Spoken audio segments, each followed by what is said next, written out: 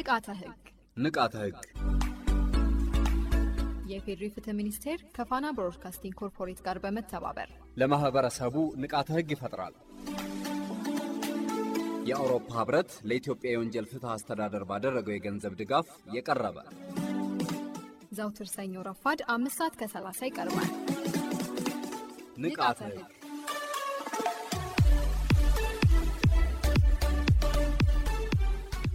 በዚህ ፕሮግራም የሚተላለፉ መልእክቶች የአውሮፓ ህብረትን አቋም ያንጸባርቃሉ ማለት አይደለም።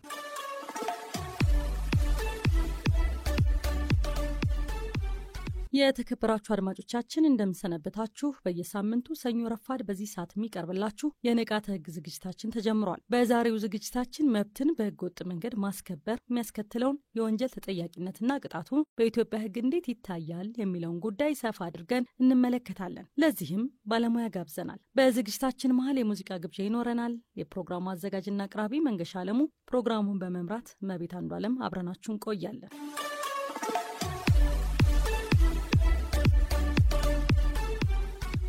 በአንድ ሀገር ውስጥ የሚኖሩ ዜጎች መብቶቻቸው በተለያየ መንገድ እንዲጠበቁላቸው ሲደረግ፣ በተመሳሳይ ሁኔታ ደግሞ ያሉባቸውን ግዴታዎች የመወጣት ኃላፊነቶች ይጣሉባቸዋል። መብቶችና ግዴታዎች እርስ በርስ የተያያዙ ጽንሰ ሐሳቦች ናቸው። ለምሳሌ የመናገር ነጻነት መብት ስንል እንዲሁ ብቻውን የሚነሳ ሳይሆን ያንን መብት በኃላፊነት የመጠቀም ግዴታ ጋር አብሮ የሚመጣ መሆኑን መገንዘብ የግድ ይላል። ማንኛውም ሰው የመብትን ጉዳይ ሲያስብ እንዲያውም ቀድሞ ግዴታን ማሰብ እንደሚገባው የዘርፉ ባለሙያዎች ይናገራሉ። ይሄ ደግሞ ሁሉም ሰው ግዴታዎቹን በመወጣት መብቶቹን ማግኘት የሚችልበት ተስማሚ ማህበረሰብ እንዲኖር ይረዳል ይባላል። ሀገራችን ኢትዮጵያም የዜጎቿን መብት ለማክበርና ለማስከበር ስትል ሁሉንም እኩል የሚገዙ ሕጎች በማውጣት ተግባራዊ እያደረገች ትገኛለች። ዜጎች በርካታ ሰብአዊና ዲሞክራሲያዊ መብቶች ያሏቸው ሲሆን እነዚህ መብቶችም አሁን በስራ ላይ ባለው የኢፌዴሪ ህገ መንግስት ምዕራፍ 3 ስር ተካተው እናገኛቸዋለን።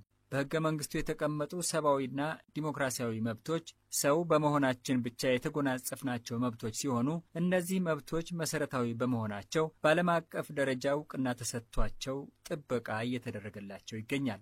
አንድ ሰው የመብት ጥሰት ሲያጋጥመው ጥሰቱን ለማስወገድም ሆነ መብቱን ለማስከበር የተለያዩ መንገዶችን የሚጠቀም ሲሆን ነገር ግን ይህን መብቱን ለማስከበር የሚጠቀምበት መንገድ ህግን የተከተለ መሆን ይኖርበታል። የተከበራችሁ አድማጮቻችን፣ በዛሬው የንቃተ ህግ ዝግጅታችን መብትን በህገ ወጥ መንገድ ማስከበር የሚያስከትለውን የወንጀል ተጠያቂነትና ቅጣቱን እንመለከታለን። ሁሌም እንደምናደርገው ባነሳነው ርዕሰ ጉዳይ ዙሪያ ማብራሪያ የሚሰጡን እንግዳ ጋብዘናል። እንግዳችን አቶ ዮሐንስ ግርማ ይባላሉ። በፍትህ ሚኒስቴር የንቃተ ህግ ትምህርትና ስልጠና ዳይሬክቶሬት ከፍተኛ አቃቢ ህግ ናቸው። ለመሆኑ መብትን በህገ ወጥ መንገድ ማስከበር ምን ማለት ነው ስንል የመጀመሪያ ጥያቄያችንን አቅርበንላቸው ነበር። ዛሬ እንግዲህ የተነሳው ርዕሰ ጉዳይ መብትን በህገ ወጥ መንገድ ማስከበር ያለው የህግ ተጠያቂነትን የተመለከተ ነው። በተለይ ደግሞ የወንጀል ተጠያቂነትን የተመለከተው ርዕሰ ጉዳይ ላይ አጠር ባለመልኩ መነጋገር ይሆናል። በዚሁ አግባብ እንግዲህ ሁለት ጽንሰ ሐሳቦች አሉት ማለት ነው። ይሄ ርዕሰ ሐሳብ አንደኛው መብት የሚል ትልቅ ጉዳይ ያለ ርዕሰ ጉዳይ ያለው፣ ሌላኛው መብት ስታብሊሽድ የሆነ የተቋቋመ መብት አለ። እሱን ደግሞ ለማስከበር የሚደረግ እንቅስቃሴ አለ። ያ እንቅስቃሴ ህጋዊም ሊሆን ይችላል፣ ህገወጥም ሊሆን ይችላል ማለት ነውና ዛሬ የምንነጋገረው እንግዲህ በህገወጥ የሆነውን የመብት ማስከበር እንቅስቃሴ ምን ሊያስከትል እንደሚችል የምንነጋገር ነው የሚሆነው። እንግዲህ መጀመሪያ ላይ ማንሳት የሚኖርብን መብት ስንል ምን ማለት ነው? ምን አስከብረው መብት ስለሆነ ማለት ነው። እንደምታውቁት መብት ማለት በኢፌዴሪ ህገ መንግስት ምዕራፍ 3 ላይ በጣም ዝርዝር የሆኑ ልዩ ልዩ መብቶች ለሰው ልጆች ተሰጥተው ይገኛሉ። በእኛ ሀገር ህገ መንግስት ብቻ አይደለም፣ በዓለም አቀፍ መሰረታዊ ሰብአዊ መብት ድንጋጌዎች በ9ኙም እና እንዲሁም በሌሎችም ሰብአዊ መብት ድንጋጌዎች እውቅና የተሰጣቸው ለሰው ልጆች የተሰጡ ሰብአዊ መብቶች አሉና ማለት ነው። እንግዲህ እነዚህ መብቶች በተለያየ ክፍል ልናነሳቸው እንችላለን። በዋናነት እንግዲህ ሰብአዊ መብት የሚባለው ነው። ይህ ከሰው ልጅ ተፈጥሮ ጋር የተቆራኘ የሰው ልጅ የስብዕናው አካል የሆነና ሊነካበት የማይገባ በህገ መንግስት ጥበቃ የተደረገለት በህይወት የመኖር መብትን ጨምሮ የአካል ደህንነት እና መሰል መብቶችን ማንሳት እንችላለን ማለት ነው። በዋናነትም ደግሞ ከመሰቃየትና ከግፍ አያያዝ የመጠበቅ መብት እንዳለው ህገ መንግስቱ እንደዚሁ በአንቀጽ 18 ላይ ያነሳልና ለማንኛውም ዓላማ ሰውን እንደ ቁስ በማየት በሰው ለመነገድ መሞከር እንዲሁም ሰውን በማሰር እና በማገት ማሰቃየት እነዚህ ተግባራት ምንም አይነት ምህረትና ይቅርታ የማይደረግላቸው በሰብአዊ መብት ጥሰት ናቸውና በወንጀል ጭምር የሚያስጠይቁ ናቸው። እንግዲህ ከሰብእናው ጋር የተያዙት መብቶች ነው ያነሳው ያለው። ሌሎች መብቶች ደግሞ ከሰው ልጅ ማህበራዊና ኢኮኖሚያዊ ህይወቱ ጋር የተገናኙ መብቶች አሉና እንግዲህ ሰው በህይወት የሚኖረውም ሰብአዊ መብቱ የሚከበርለት የሚባለውም ክብር ያለው ህይወት መኖር ለማንኛውም ሰው የተገባ ስለሆነ ነው።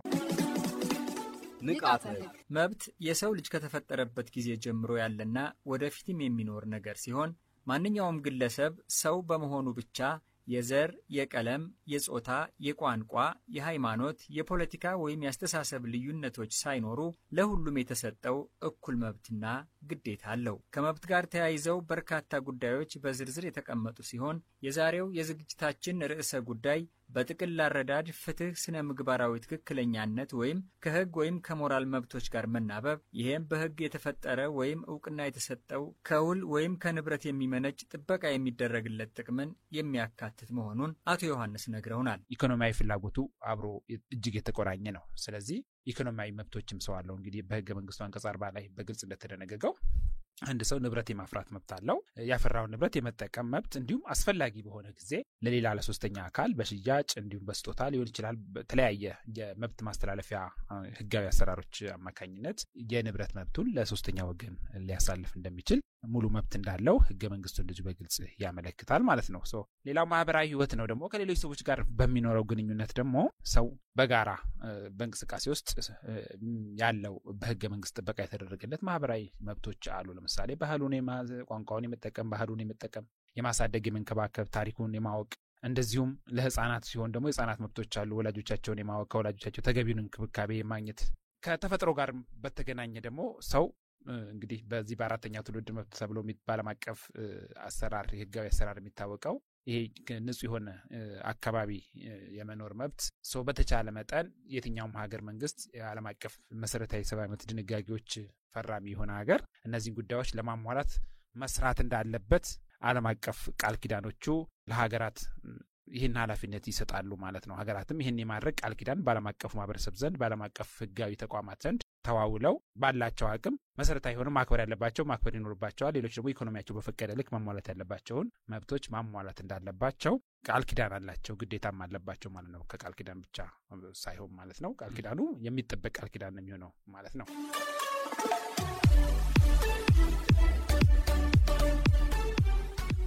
መብት ስንል እነዚህን ሁሉ ነገሮች አጠቃሎ የያዘ ጽንሰ ሐሳብ ከሆነ ዘንዳ ይህን መብት በምን መልኩ መጠቀም እንዳለብንም ህጉ ይደነግጋል።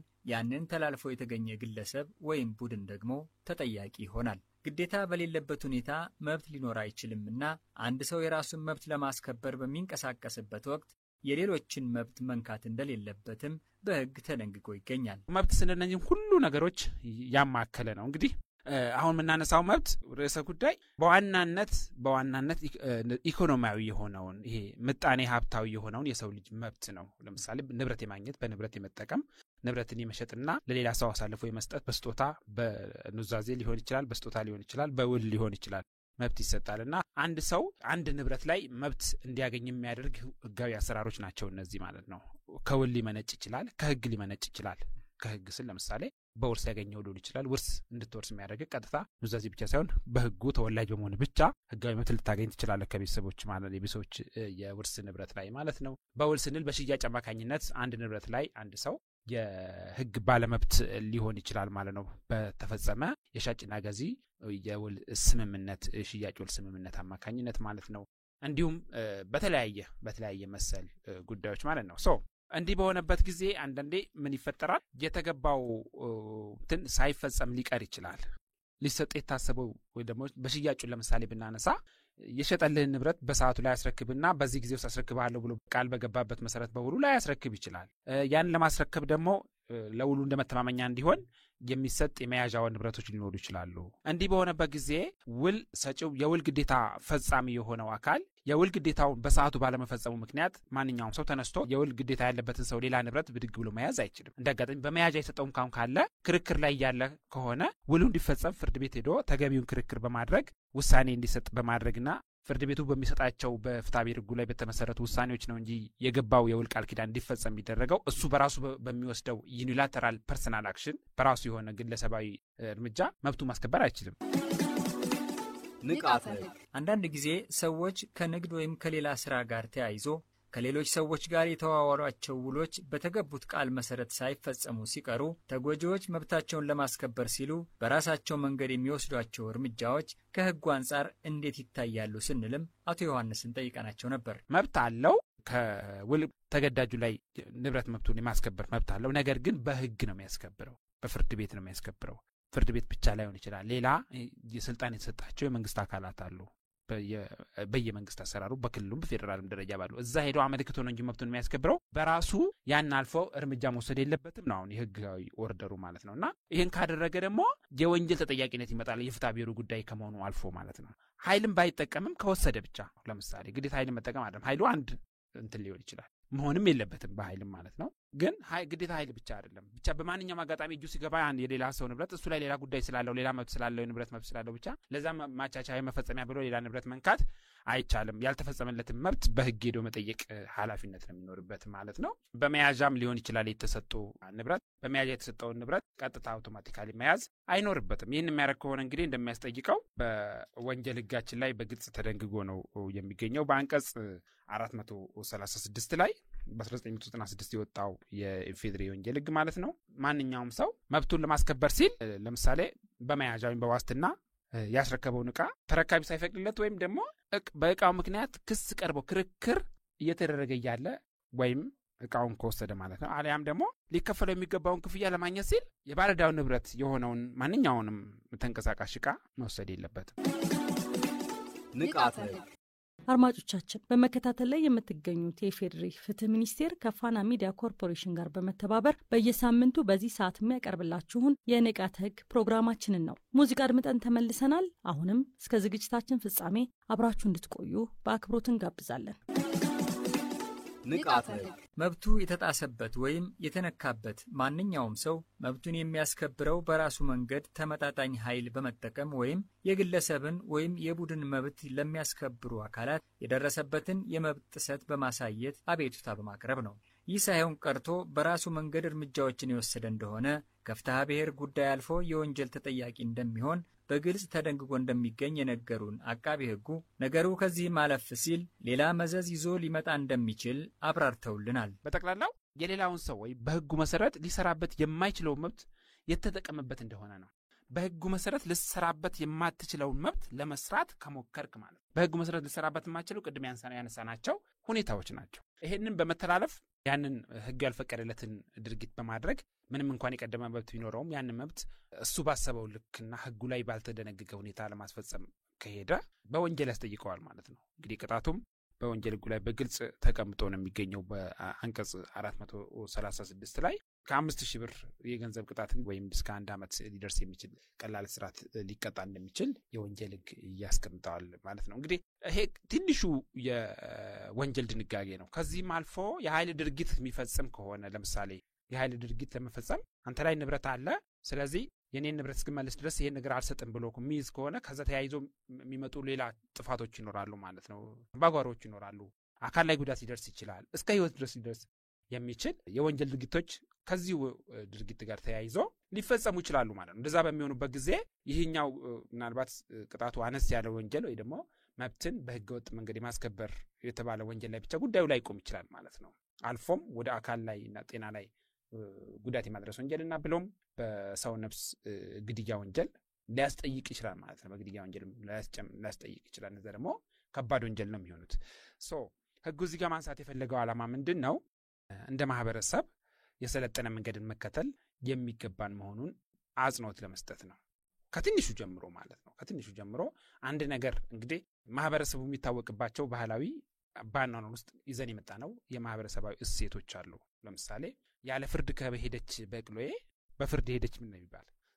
ህጋዊ ስርዓትን የሚያበረታታ ህጋዊ አካሄድን የሚያበረታታ ማህበረሰባዊ የመብት የማስከበር ሂደት ነው እንጂ ያለን ጉልበት አለኝ ብለህ ያለኝ ምንም እንኳን የቀደመ መብት ቢኖርም በጉልበት ተጠቅመን መብት ማስከበር አዋጭ እንዳልሆነ ማህበረሰብ ውስጥም ይታወቃል። ይህ ማለት ግን አፈንጋጮች የሉም ማለት አይደለም። በተለያየ አጋጣሚ ከሰዎች ጋር ባላቸው የንግድ ግንኙነት የነሱ ንብረት በአንድም በሌላም በንግዱ አማካኝነት ንግድ ስል ግዴታ መደበኛ ንግድ ብቻ ሳይሆን በየትኛውም ህጋዊ ግንኙነት ማለት ነው ሌላኛው ወገን ላይ ሲደርስ የዛኛው ወገን ንብረት በአጋጣሚ በእጃቸው ሲገባ እሱን ይዞ ካልከፈልከኝ ይህንን አልመልስም የማለት አዝማሚያ ይታያል ማለት ነው። በወንጀል ጭምር የሚከሰሱ ሰዎች አሉ። ለዛም ነው የወንጀል ህጉን ታሳቢ በማድረግ ይህ ድንጋጌ እንዲወጣ የሆነው ማለት ነው። በ1996 ዓ.ም ምንን ያበረታታል ህጉ? በዋናነት ህግ አክባሪነት ባህልን የተከተለ የመብት ማስከበር ሂደት ማለት ነው እንዲኖረው ህጉ እሱን ለማበረታታት ነው ዋና ዓላማው። ንቃተ ህግ እንግዲህ ከዚህ የምንረዳው ማንኛውም ሰው መብቱን ለማስከበር በህግ ከተፈቀደለት ውጪ ሌላ ህገወጥ መንገድ በመጠቀም መብቱን ማስከበር እንደማይችል ነው። በ1996 ዓ.ም በወጣው የወንጀል ህግ አንቀጽ 436 ላይ እንደተደነገገው መብትን ህገወጥ በሆነ መንገድ ማስከበር የወንጀል ተጠያቂነት የሚያስከትልና ለእስራትም የሚዳርግ ነው። በዚሁ የወንጀል ህግ ላይ እንደተቀመጠው ማንም ሰው መብት ሳይኖረው ወይም ከህግ ተቃራኒ የሆኑ መንገዶችን ተከትሎ የተገኘ እንደሆነ በወንጀል ተጠያቂ ይሆናል። ይሄ ፐርሰናል አክሽን የሚባለው በህግ ዘንድ ተቀባይነት የለውም። ምናልባት በፍትሐ ብሔር ህጉ አንቀጽ 1148 ላይ የተቀመጠ ድንጋጌ አለ።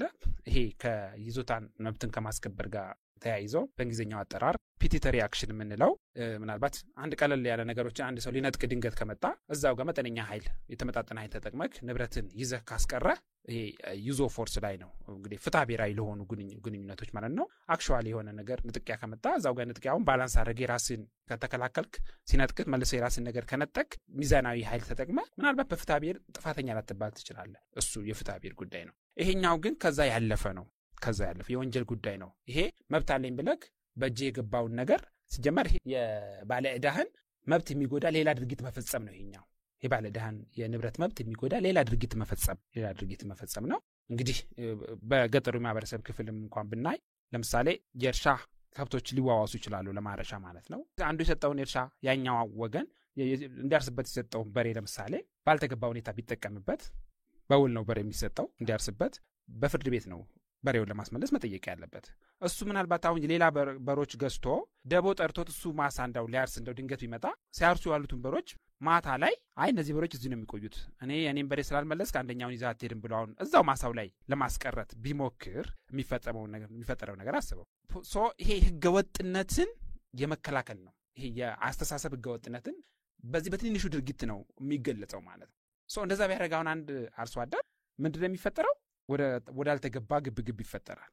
ዜን ወደ እስከ ህይወት ማጥፋት ሊደርስ የሚችል ወንጀል ሊፈጸም ይችላል። እንደዛ ከሚያደርግ ይልቅ በሬ እንዲያርስበት በውል እንዲሰጥቸው ነበር ለዚህ ዓመት አልመለሰልኝም፣ ካልመለሰልኝ ደግሞ ይመልስልኝ፣ ላልመለሰበትም ከነኪሳራው ከነወለዱ ማለት ነው የበሬውን ዋጋ በሬው እንኳን ከሌለ ይክፈለኝ ብሎ ፍርድ ቤት ሄዶ ክስ አቅርቦ መጠየቅ ነው እንጂ ያለበት እሱ ለደቦ ሌላ ጊዜ አብሮ ሊያርስ ይዞ የመጣውን የሱን ከብት እንዳጋጣሚ በእጁ ሲገባ ሌላውን ከብት ወይ ሌላውን በሬ አስቀርቶ ለዛኛው ማቻቻያ ነው ማለት በራሱ አይችልም ማለት ነው። እንዲህ አይነት ጉዳዮችን ነው ይህ የወንጀል ህግ ታሳቢ የሚያደርገው። በንግዱም በከተማው ማህበረሰብ እንደዛው ማለት ነው። ክቡራን አድማጮቻችን መብትን በህገ ወጥ መንገድ ማስከበር የሚያስከትለውን የወንጀል ተጠያቂነትና ቅጣቱን ሰፋ አድርገን የተመለከትንበትን ዝግጅታችን በዚህ መልኩ ተጠናቋል። በሚቀጥለው ሳምንት በሌላ ርዕሰ ጉዳይ እንገናኛለን። በዝግጅቱ መንገሻ አለሙ፣ ፕሮግራሙን በመምራት ደግሞ እመቤት አንዱ ዓለም አብረናችሁ ቆይተናል። ሰናይ ጊዜ።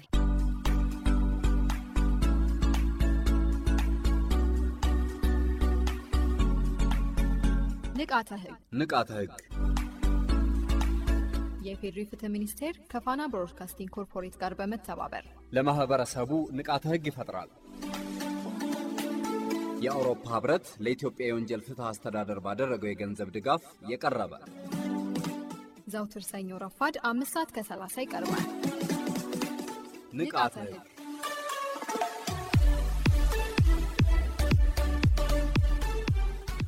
በዚህ ፕሮግራም የሚተላለፉ መልእክቶች የአውሮፓ ህብረትን አቋም ያንጸባርቃሉ ማለት አይደለም።